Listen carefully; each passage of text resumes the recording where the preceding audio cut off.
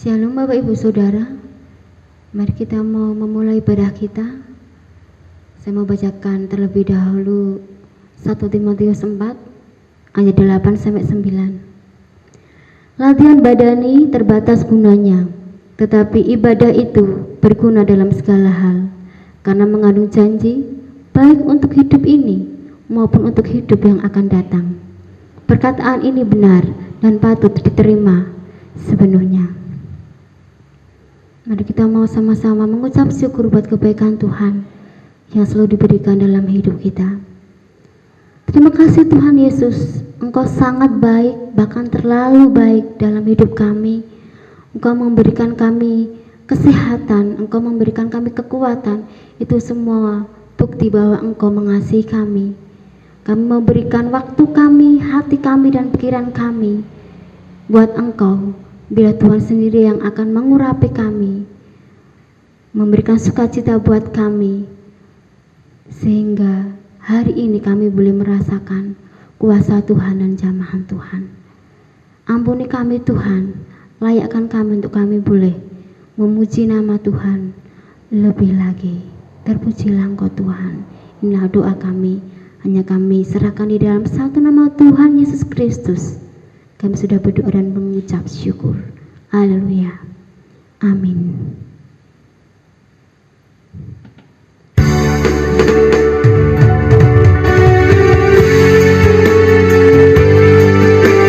Kita mau berikan suara kita buat Tuhan.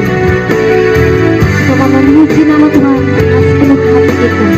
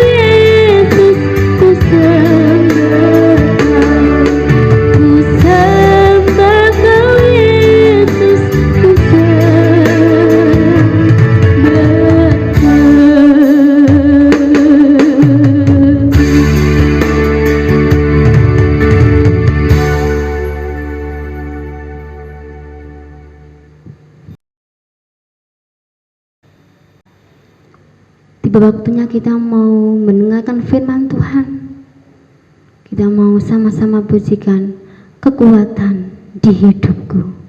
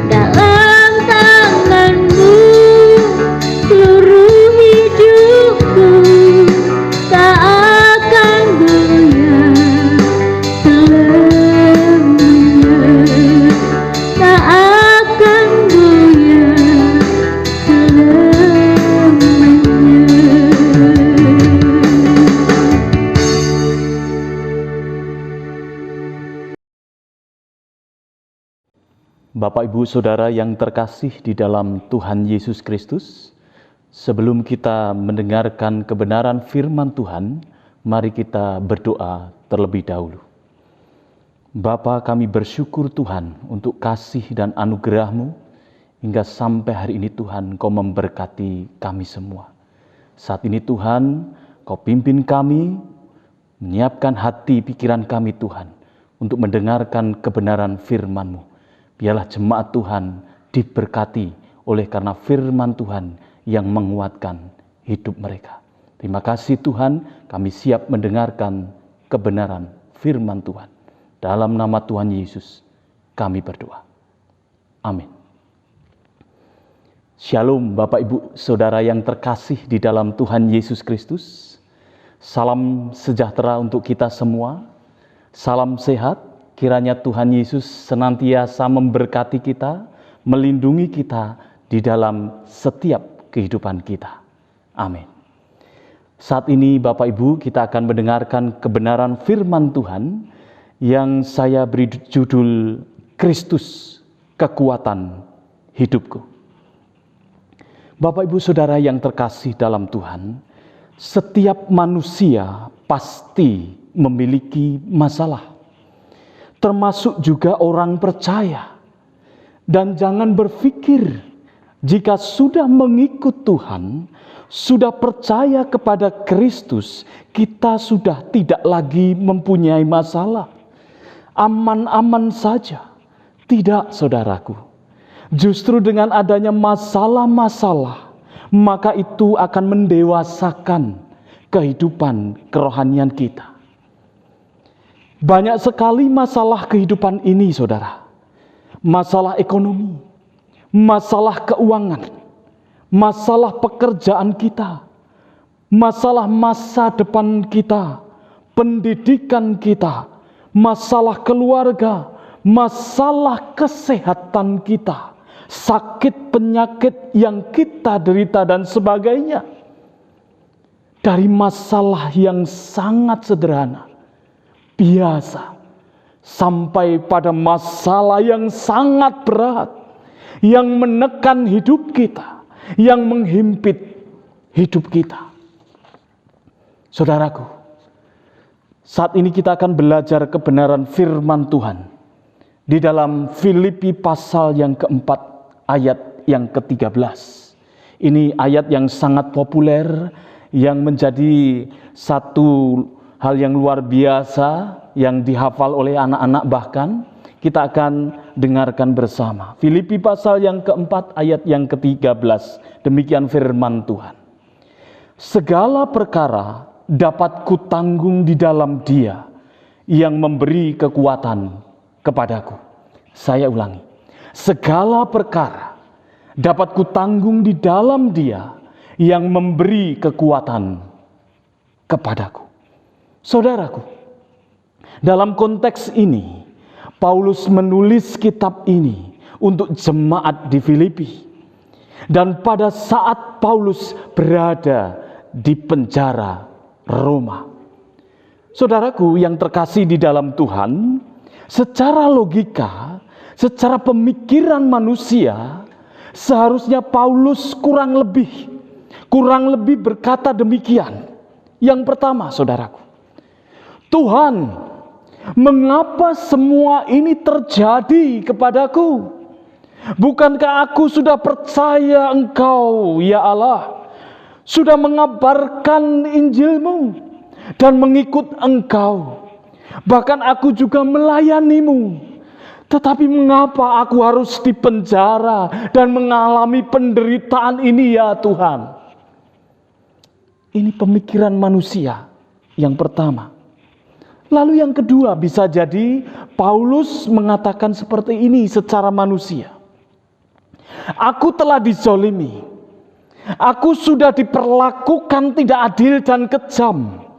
Aku tidak melakukan pelanggaran dan kesalahan apapun. Aku tidak melanggar aturan-aturan hukum pemerintah. Tetapi mengapa aku harus mengalami hukuman dan penderitaan di penjara? Saudaraku yang terkasih dalam Tuhan. Tetapi kontras dengan fakta yang diucapkan oleh Paulus. Paulus berkata, segala perkara dapat kutanggung di dalam Dia yang memberi kekuatan kepadaku. Ini luar biasa, saudaraku. Ini perkataan yang mendalam. Ini perkataan yang berbeda dari pikiran-pikiran dunia. Perkataan yang sungguh bermakna, yang memberkati kita semua. Lalu apa makna pernyataan firman Tuhan ini? Apa maksud dari perkataan Paulus ini? Segala perkara dapat kutanggung di dalam Dia yang memberi kekuatan kepadaku. Kita akan belajar bersama. Yang pertama, saudaraku, kalimat segala perkara dapat kutanggung di dalam Dia. Ada kata-kata segala perkara. Dalam bahasa aslinya itu segala sesuatu, segala rupa. Ini tentunya sangat berkaitan dengan perkara-perkara yang dihadapi dan diucapkan oleh Paulus. Dan perkara-perkara apa yang dimaksud ini, saudaraku? Dalam Filipi pasal yang keempat ayat 6, di sana dikatakan, supaya jangan khawatir tentang apapun juga, tetapi nyatakanlah dalam segala hal keinginanmu kepada Allah dalam doa dan permohonan dengan ucapan syukur. Berdasarkan ayat ini, saudaraku, yang pertama adalah kekhawatiran. Dalam bahasa aslinya adalah merimnau. Khawatir, cemas, prihatin adalah bagian dari ungkapan segala perkara yang dimaksud oleh Paulus. Dalam Kamus Besar Bahasa Indonesia, saudaraku, khawatir artinya adalah takut, gelisah, cemas terhadap sesuatu hal yang belum diketahui dengan pasti. Ada perasaan khawatir, ada perasaan kecemasan, ada kegelisahan, dan bahkan ketakutan yang belum tentu terjadi. Saya tidak tahu kekhawatiran dari Bapak Ibu Saudara semua. Saya juga tidak tahu kegelisahan dan kecemasan Bapak Ibu semua. Tetapi saya percaya bahwa kita pasti dikuatkan oleh kebenaran-kebenaran firman Tuhan ini. Lalu dalam Filipi pasal yang keempat ayat 11, saudaraku, di sana dikatakan, kukatakan ini bukanlah karena kekurangan, sebab aku telah belajar mencukupkan diri dalam segala keadaan.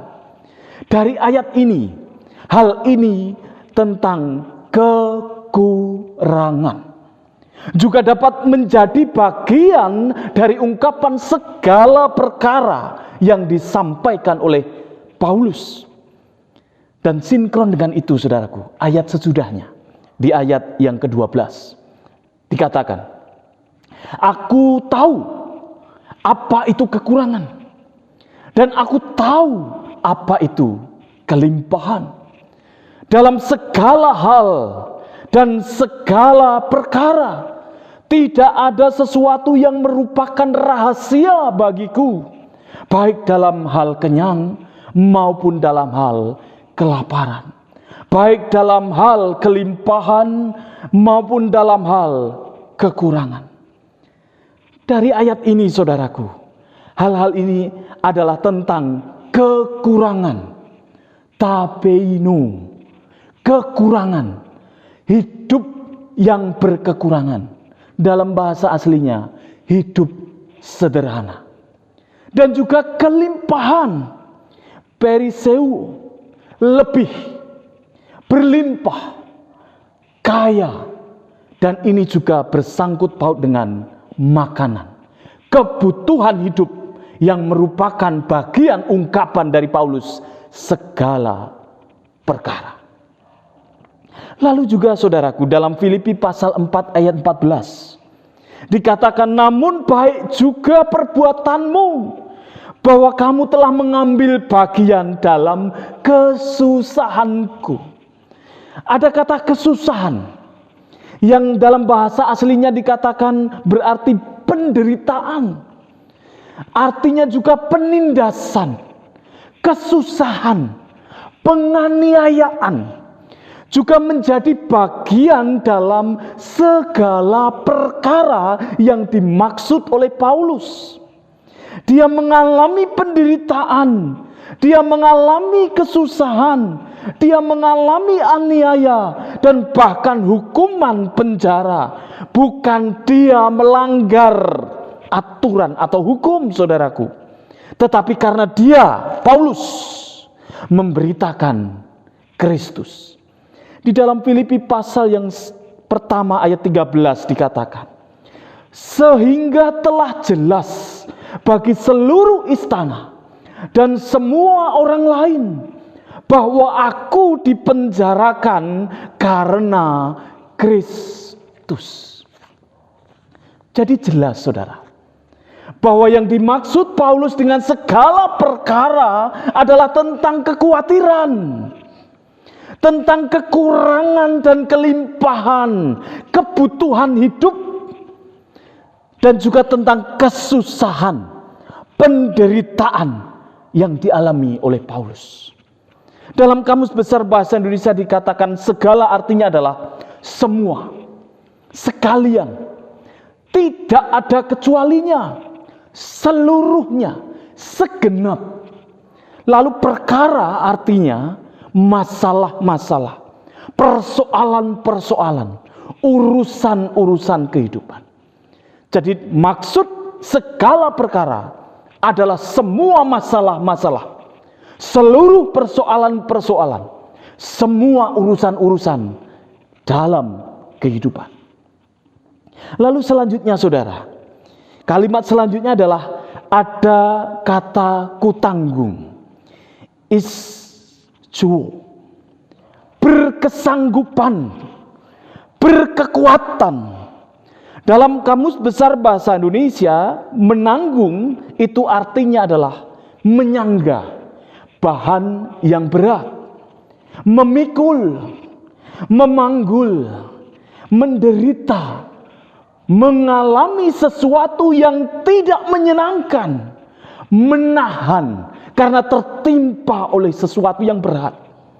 Jadi Paulus berkata bahwa segala perkara, kesusahan, penderitaan dan sebagainya dapat kusanggah, dapat kupikul, dapat kupanggul, karena aku, Paulus, berkesanggupan, berkekuatan untuk menanggungnya. Saudaraku, ada satu pertanyaan yang ada di dalam setiap kita tentunya. Bagaimana Paulus bisa menanggungnya? Apakah Paulus itu hebat? Apakah Paulus itu kuat? Apakah Paulus itu perkasa? Tidak, saudaraku. Sekali lagi, tidak. Karena kita akan lihat, kita akan dalami ayat selanjutnya ini.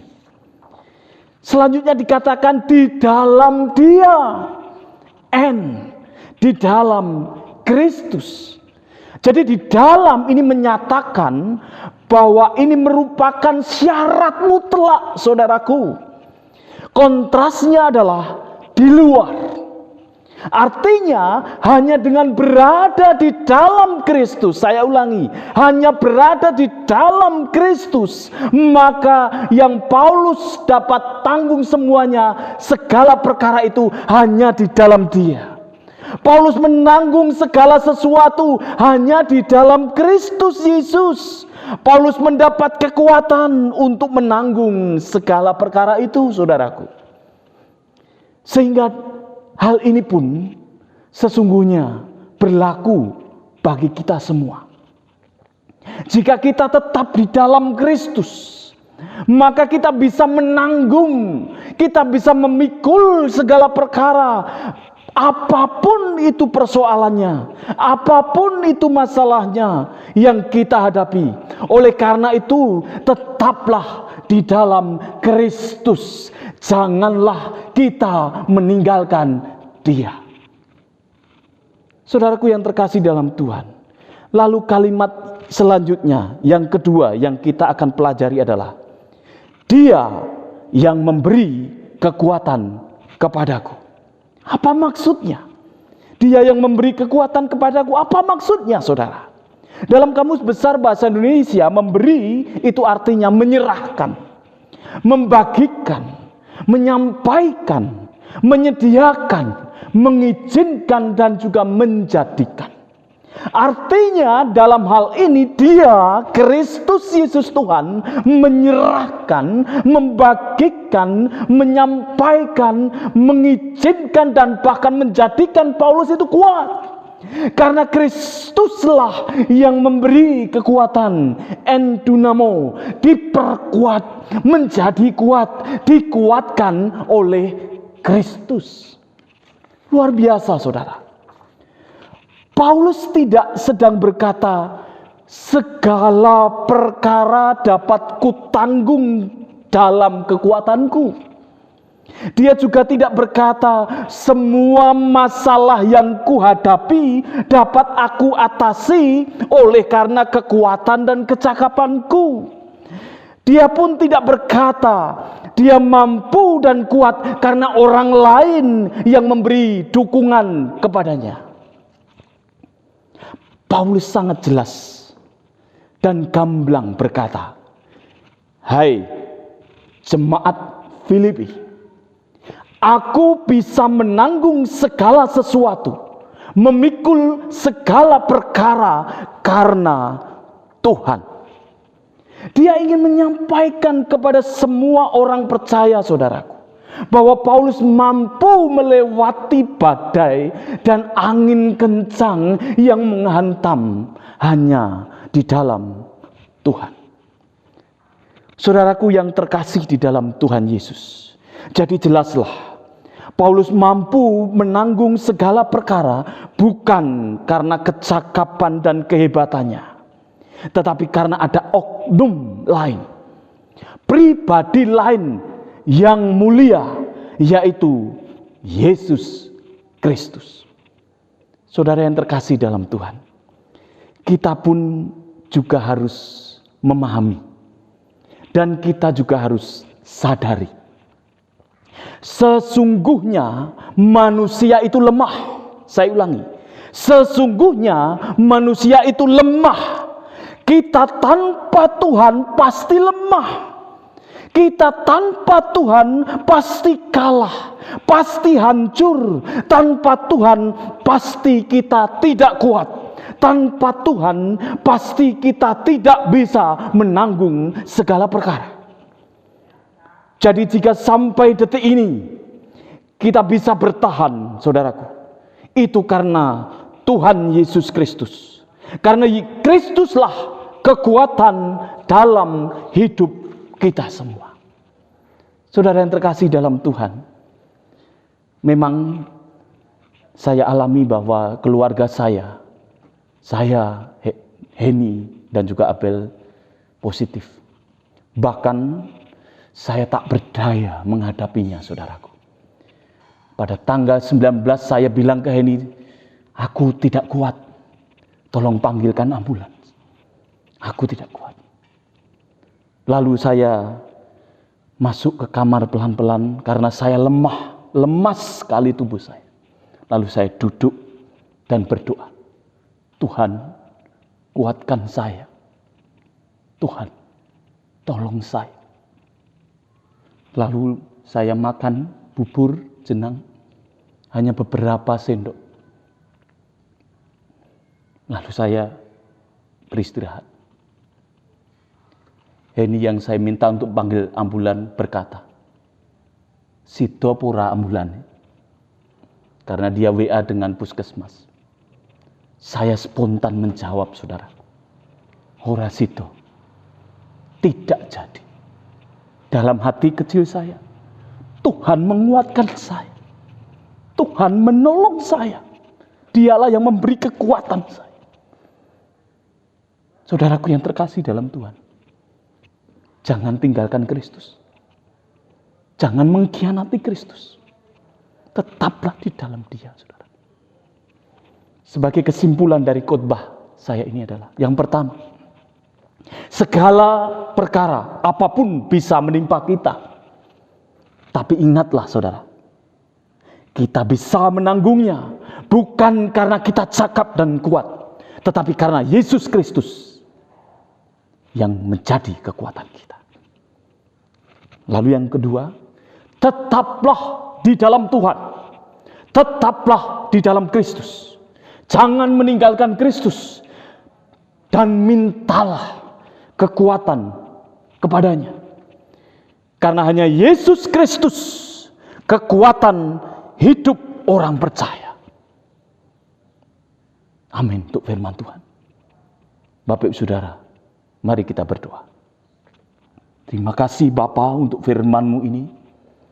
Kami bersyukur Tuhan atas kebenaran firman-Mu ini. Menguatkan jemaat Guys Gideon Kaplik. Hambamu berdoa Tuhan, supaya semua jemaat Guys Gideon diberkati Tuhan, ditolong Tuhan, diberi penghiburan, diberi kekuatan yang dari Allah, sehingga mereka mampu melampaui, menanggung, kuat di dalam segala perkara mereka. Karena mereka memiliki Yesus Kristus Tuhan yang menguatkan setiap kehidupan mereka. Terima kasih Tuhan, berkatilah jemaat Guys Gideon Kaplik. Terpujilah namamu Tuhan Yesus, hari ini sampai selama-lamanya. Haleluya. Amin. Terima kasih jemaat Tuhan. Kiranya Tuhan memberkati kita semua. Amin.